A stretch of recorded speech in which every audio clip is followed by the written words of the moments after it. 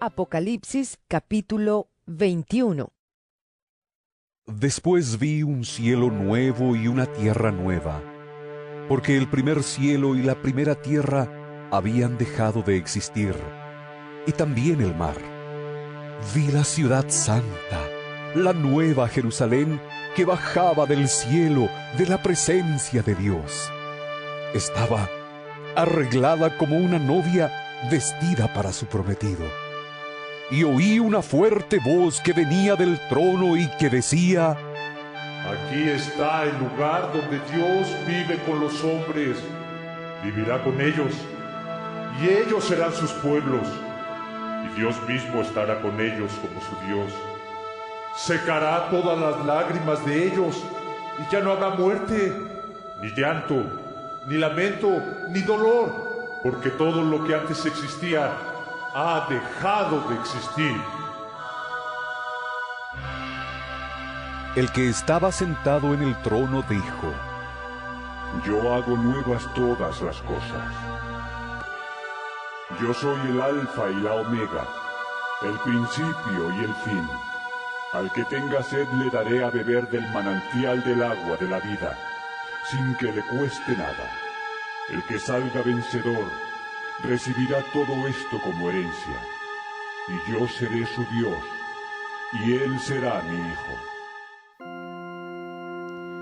Palabra de Dios, te alabamos, Señor. El Señor es mi luz y mi salvación. ¿A quién voy a tenerle miedo? El Señor me defiende y está conmigo. ¿De qué voy a asustarme? Aunque me rodeen enemigos, aunque me miren con envidia y odio, yo seguiré confiando en el Señor y no me hará titubear. Solo le pido una cosa al Señor: estar siempre con Él todos los días de mi vida, admirando su belleza, protegida por su amor. Él me sostendrá siempre. Me apoyará sobre las rocas para que mi vida no tiemble. Me cobijará y me acunará como a un hijo suyo. Aunque me abandonen todos, aunque me abandonen mis familiares y mi padre y mi madre me dejen tirado, mi Señor no me abandonará y me recogerá con su amor. Espero siempre en mi Dios y sé que así no estaré nunca solo. Primera de Corintios capítulo 15. Pero lo cierto es que Cristo ha resucitado. Él es el primer fruto de la cosecha. Ha sido el primero en resucitar. Así como por causa de un hombre vino la muerte, también por causa de un hombre viene la resurrección de los muertos. Y así como en Adán todos mueren, así también en Cristo todos tendrán vida. Pero cada uno en el orden que le corresponda. Cristo en primer lugar. Después, cuando Cristo vuelva, los que son suyos. Palabra de Dios, te alabamos, Señor.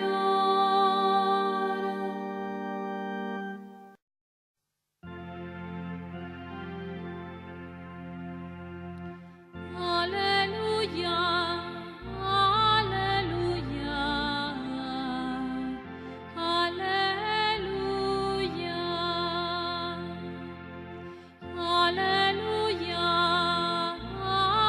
aleluya, aleluya.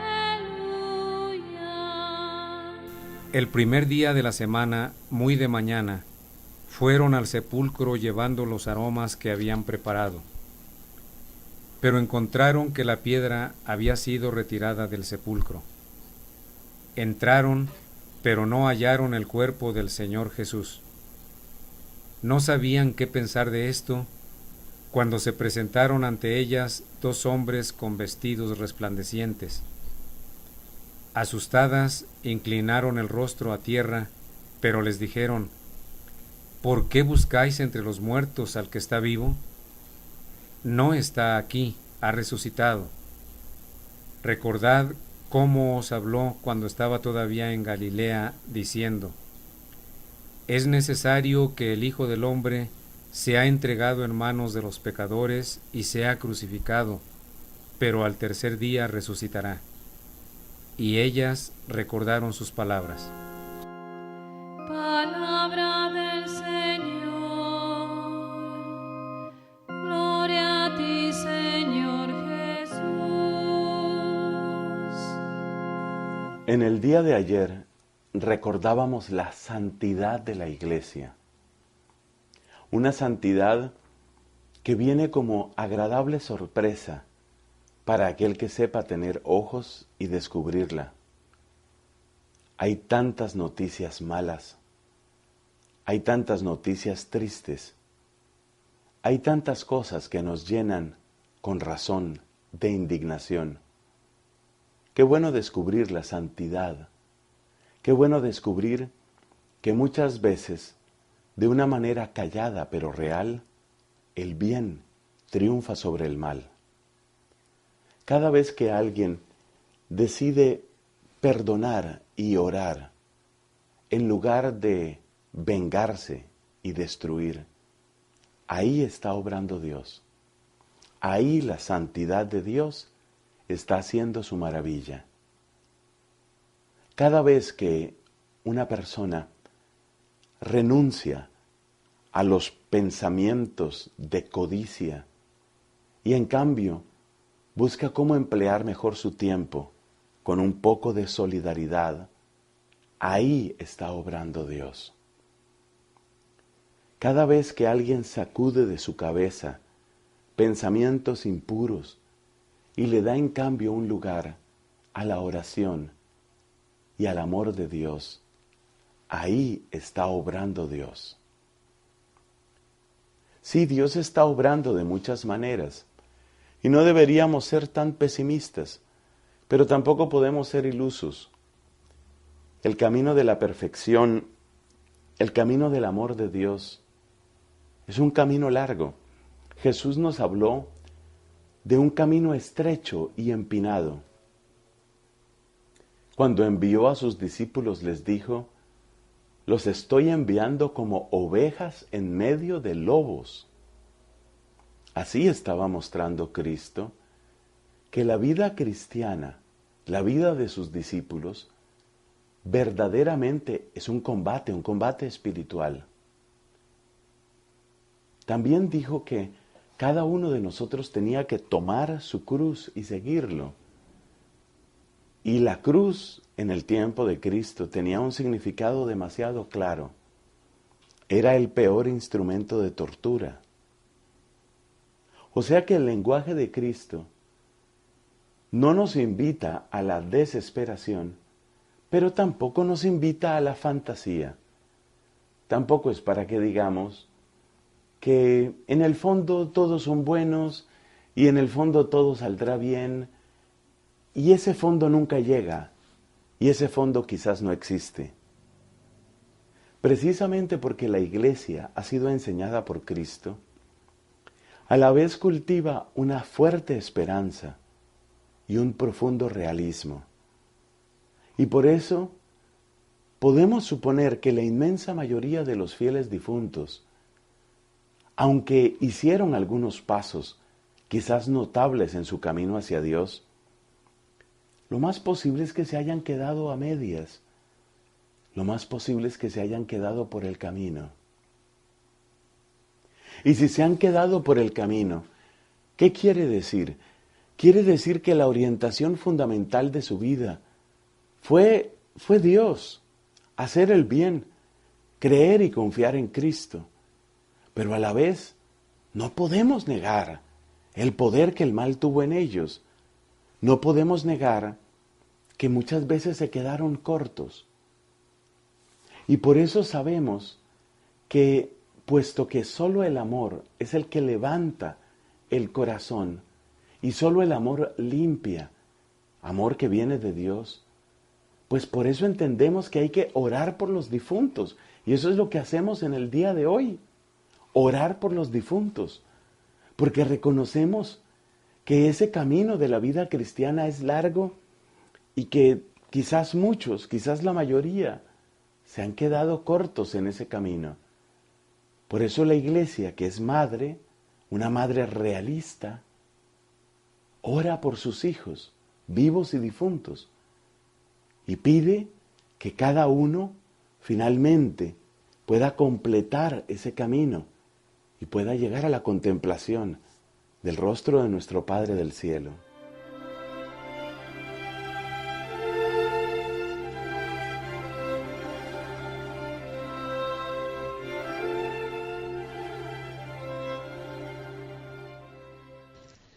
Alguna vez estaba de visita yo en Duitama, en un monasterio de nuestras monjas contemplativas, y tuve ocasión de compartir algún alimento con el capellán. Y hablábamos precisamente sobre la muerte, que siempre impresiona a todo el que piense con juicio sobre la muerte, siempre le impresiona. Y el padre, mucho mayor en edad, en sabiduría y en gracia, me decía, nosotros, los cristianos, tenemos una razón muy poderosa para no temer a la muerte.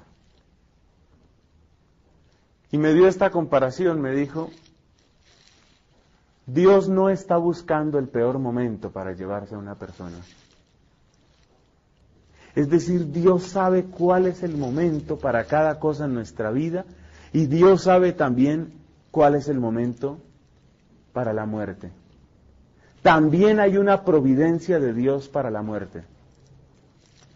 El querido padre capellán, allá en Duitama, lo expresaba a su manera, decía, Dios buscará en cada vida, Dios buscará el mejor momento, la mejor hora para llevarse a cada persona. Eso está en la providencia de Dios. Dios ha declarado su amor irrevocable. El amor de Dios no da pie atrás. San Pablo nos dice, en Él todo se ha convertido en un sí. Dios no fue primero sí y luego no. En Él todo es sí, en Él todo es amén. Y Dios ha declarado un amor irreversible, un amor irrevocable. Y en la persona de nuestro Señor Jesucristo se ha pronunciado resueltamente, decididamente a favor de nosotros. Por consiguiente, nosotros sabemos que Dios no da pie atrás en su amor. Nosotros sabemos que Dios no retrocede en su amor. Dios no retira su amor nunca, mucho menos en la hora en la que se decide la eternidad. Esa es la hora que más le interesa a Dios. Esa es la hora definitiva. Y por eso, y este es el primer pensamiento que quiero que nos quede muy grabado hoy, hay una providencia de Dios para la vida y sabemos por eso que hay una providencia de Dios para la muerte. También la muerte es una providencia. Y Dios buscará para el final de mi vida y para la forma de mi muerte, para las personas que estarán ahí y para las circunstancias, Dios buscará siempre qué es lo mejor. ¿Qué es lo mejor? Porque Dios no echa pie atrás en su amor. Algunas veces cuesta trabajo creer esto. Cuando sucede una muerte repentina, cuando sucede una muerte violenta, cuando sucede una muerte de extremo dolor, cuando la crueldad o la injusticia parecen ser las únicas vecinas de la muerte de una persona, como que nos cuesta trabajo admitir esto. Pero no hay que dejarse confundir. En medio de la dureza y en medio de la violencia, Dios sigue reinando. Nosotros que somos cobardes ante la fuerza o la violencia, cuando vemos que las cosas pasan de ciertos límites, nos sustraemos y no queremos mirar más, o no queremos pensar más, o no queremos meternos más. Pero Dios no retira ni su mirada, ni su mano, ni su sabiduría, ni su misericordia de nada, ni de nadie, nunca. Le decía Dios a Catalina de Siena, todos están en mis manos siempre. Siempre en mis manos. Bueno, y en el caso de la muerte violenta, la persona que muere violentamente, por ejemplo en una guerra, lamentablemente el mundo está en guerra, naciones enteras, pueblos por todas partes en guerra, ahí, ¿cómo puede haber ternura, cómo puede haber misericordia ahí? Sí la hay, sí la hay. Porque es verdad que Dios quisiera extender solamente su lenguaje de dulzura, pero también es verdad que una palabra fuerte y vigorosa y un mostrarle límite a nuestras fuerzas, a veces es la ternura más grande que Dios puede tener para con nosotros. Por eso a través de las muertes violentas, incluso esas que suceden en las calles, y estoy hablando de los atracos y de las balaceras y de lo que sucede en los campos y en las guerras y en las minas, en todo eso ahí está también Dios. Y en esos momentos últimos que no nos podemos imaginar cómo serán, en esos momentos espantosos de choques violentísimos en los que una vida se extermina, ahí también hay una providencia de Dios, porque ahí seguramente quedan humillados planes humanos que le permiten a esa persona, en un instante que nosotros no conocemos, reconocer que Dios es el Señor. Quitarse la idea de que Él es Dios. Estas ideas hay que sostenerlas, mis hermanos. Dios está en su providencia mirando a esos hombres que llegaron temprano el 11 de septiembre a sus oficinas y que estaban ahí en el piso 80 de esa torre. Y ahí estaba Dios dirigiendo con su providencia, conduciendo con su amor esas vidas. Y ese final, por absurdo que nos pueda parecer, es el mejor final para esas personas. ¿Cómo nos atrevemos a decir eso? Pues sí, sí Señor, eso es así. Hay un ejemplo muy fuerte que está en la Sagrada Escritura, yo no me acuerdo si es en Baruch o en Isaías, de un cierto rey pagano que se consideraba él mismo un dios, él creía que era un dios, y el profeta le dice, tú vas a seguir diciendo que eres Dios cuando estés delante de tus asesinos. Hay veces que la dureza estremecedora de una muerte es el mejor lenguaje para reconocer que uno no es Dios, y ese es el principio para reconocer a Dios. De manera que la dureza de los accidentes, de la violencia, la dureza de la muerte, también esa puede ser una providencia del Señor. Y no hablemos del caso del dolor.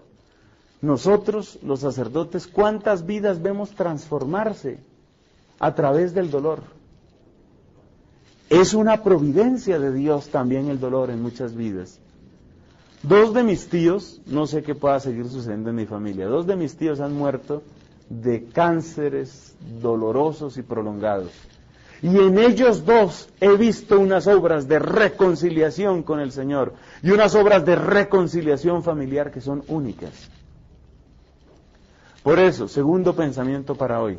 Lo primero que hemos dicho es Dios gobierna con su providencia. Y lo segundo, Dios gobierna con su providencia también cuando nosotros no entendemos. Porque ninguno de nosotros sabe hasta dónde otro corazón está endurecido. Ninguno de nosotros sabe hasta dónde es necesario para una cierta persona vivir cosas. Por otro lado, mis hermanos, no se nos olvide que la hora de la muerte es una cosa mucho más extendida de lo que nosotros pensamos. La muerte, no vayan ustedes a pensar que es únicamente lo que diga el encefalograma o el electrocardiograma. El momento de la partida para la eternidad es una cosa muchísimo más compleja. ¿A qué me estoy refiriendo? A que todo indica que aún después de que han desaparecido todos los signos vitales y el cuerpo se enfría y todas esas cosas, todo indica que ahí hay todavía actos voluntarios de la persona. Porque nosotros decimos que la persona ha muerto cuando termina su relación con este tiempo, con esta vida y por lo tanto su capacidad de tener actos voluntarios. Todo indica que aún después de que han desaparecido todos los signos, incluso por horas, otros dicen días, hay una capacidad de actos voluntarios. Claro, uno no puede entrar a partir de esto a justificar algunas cosas que se dicen de las ánimas y la, qué sé yo, que vienen y que toman agua y todas esas creencias más o menos populares. No tengamos una idea tan física, tan folclórica, tan mítica de las ánimas, pero sí debemos decir que la hora de la partida para la eternidad no siempre es en el momento en el que se declara la muerte médica. Y por eso, entre otras cosas, el sacerdote está autorizado, después de que ha sucedido la muerte médica, está autorizado bajo la suposición del arrepentimiento consciente de la persona, aunque no lo haya podido expresar, está autorizado para dar absolución bajo condición de pecados, aún después de que han desaparecido las señales médicas. Por eso, porque lo que se necesita, lo esencial que se necesita para la confesión, es que la persona tenga contrición y deseo hasta donde le es posible de expresar sus pecados. Entonces, hermanos, es una cosa muy compleja, es decir, ¿cuándo termina de morir una persona? ¿Cuándo desaparece para siempre su opción de tener un acto voluntario de acercarse a Dios? Eso no lo sabemos. Eso no lo sabemos. Yo conocí una historia impresionante de un grupo de oración en el que sucedió una revelación privada, yo que soy tan escéptico a las revelaciones privadas, una revelación privada sobre el día en el que un santo estaba entrando en el cielo. En este día está entrando ese santo en el cielo. Y bueno, hubo que buscar ese santo por internet, hubo que hacer averiguaciones en agencias internacionales de noticias para ver quién había muerto en ese día. Y lo que se encontró es que había sido un sacerdote que había sido martirizado durante no sé cuántos años en un régimen comunista, había muerto, pero no había muerto ese día, sino ese era el día en que se había llevado a su lugar definitivo de descanso, unos días después de lo que nosotros llamamos la muerte. Entonces, haciendo las consultas respectivas, decía un sacerdote y teólogo, decía, es posible que la hora de la partida para la eternidad esté separada de lo que nosotros llamamos la muerte. Por eso, mis hermanos, nosotros no pensemos que porque se estrella un avión contra una torre, ya esas personas quedaron muertas, como quien dice, a las 8 horas y 50 minutos estaban vivas y a las 8 horas, 50 minutos, 10 segundos quedaron muertas en la eternidad. Tal vez no. Es decir, aún en medio de esa desintegración y de ese pavor y de esas circunstancias tan terribles, nosotros no sabemos cuál es la hora exacta de la partida para la eternidad. Y esto vale lo mismo para las personas que son asesinadas. Son datos muy importantes, porque todos tenemos en nuestras familias gente que ha sido asesinada, gente que ha sido atracada. Es muy probable que una persona haya sido asesinada y esa persona, incluso horas después o días después, es difícil, yo sé que esto suena raro, pero es posible que incluso horas después o días después haya sido su partida definitiva para la eternidad.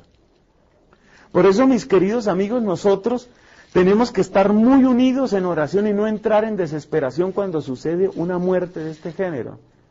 Lo que tenemos que pensar es que seguramente hay una posibilidad de actos voluntarios para esas personas y que sobre todo en esas horas, cuando acaba de suceder una tragedia, cuando acaban de matar a una persona, lo más probable es que esa persona no ha partido aún, por decirlo así, del todo para la eternidad. Y en esos casos hay mucha oración que se puede hacer. Es decir, podemos rodear de muchísimo amor a esas personas para que ellos de la mejor manera se dispongan a responder a Dios. Bueno, estas son enseñanzas, yo creo, un poco extrañas. Tal vez no son cosas que se predican con frecuencia, pero es que hay que predicarlas. Porque el día de mañana le puede pasar a usted. Por ejemplo, este caso que le ha sucedido a tanta gente. Muere una persona, por ejemplo, de un ataque. Mi papá se murió y yo cuando llegué, no, ya estaba muerto, ya no había nada que hacer. Usted no piense en eso. Esa no es una manera recta de pensar. Digamos que la capacidad de relacionarse con nosotros de esa persona pues ya desapareció. Pero ¿cuándo es el día, el segundo de la entrada a la eternidad de esa persona? Eso no es así tan matemático. Eso no son las 8:51 y 12 segundos porque nosotros lo veamos en nuestros relojes. Entonces usted no se desespere cuando le llegue la noticia de una muerte así. Usted no se desespere. Usted piense, la providencia de Dios está obrando en esto.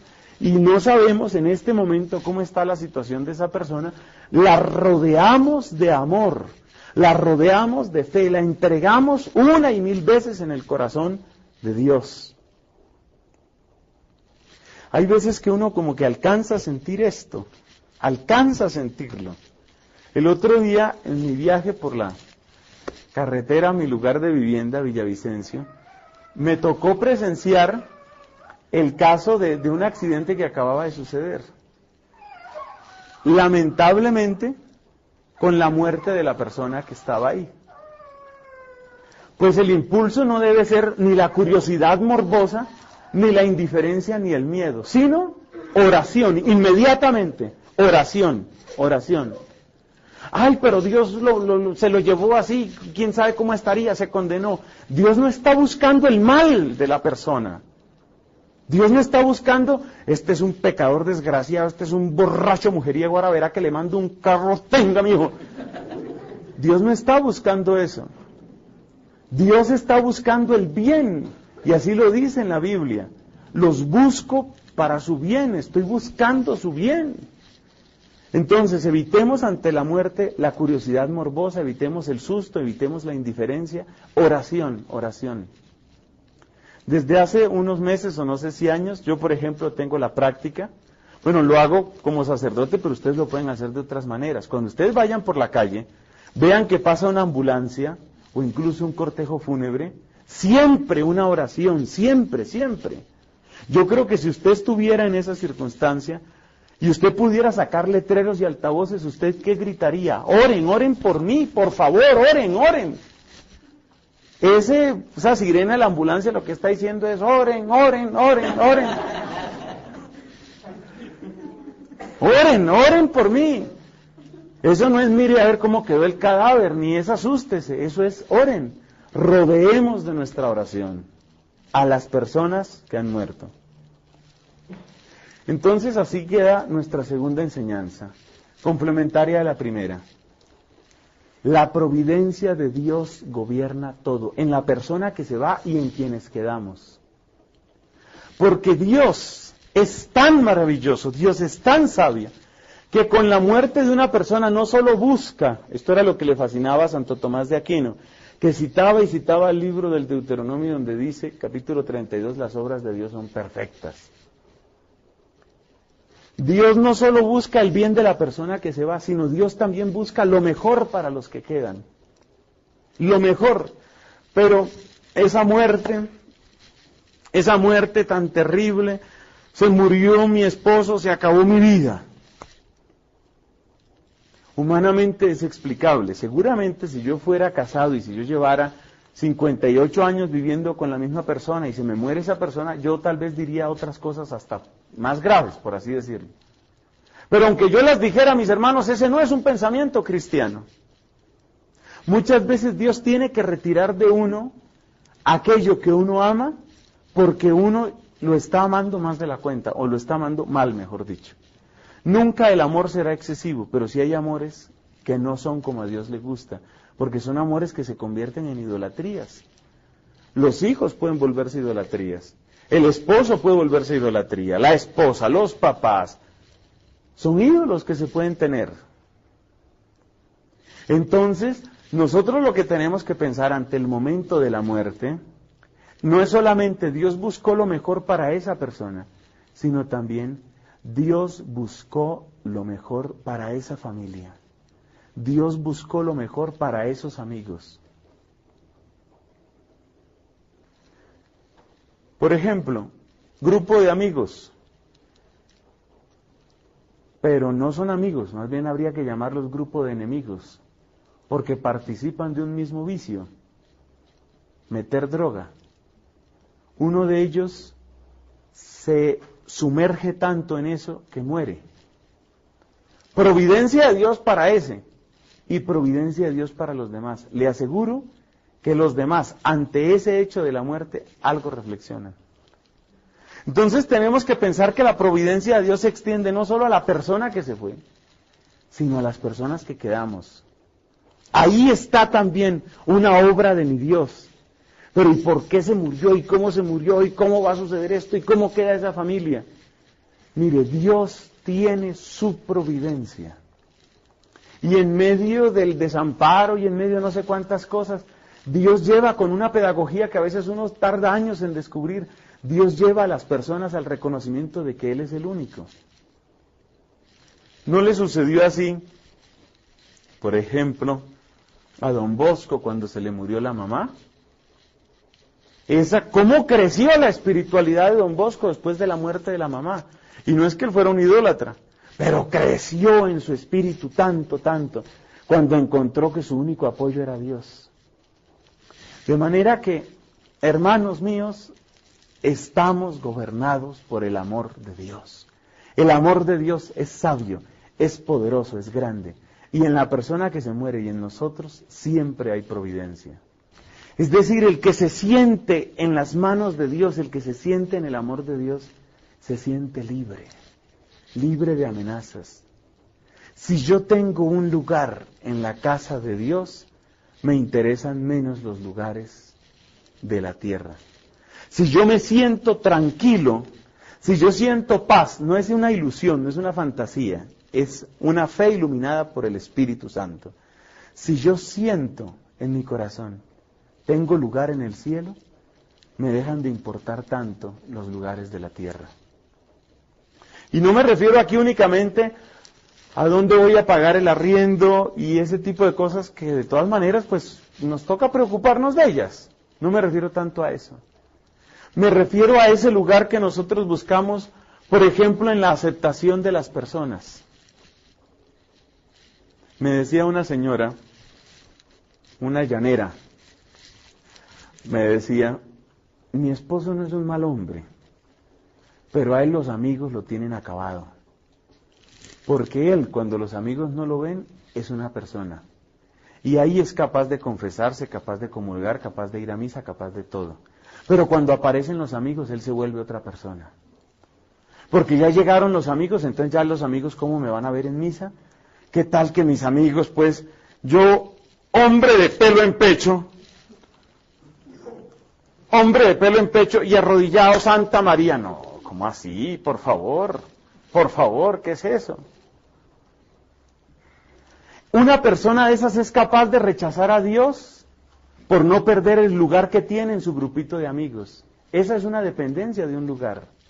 Eso es depender de un lugar. Ese otro caso que conocimos en Quejaritomene.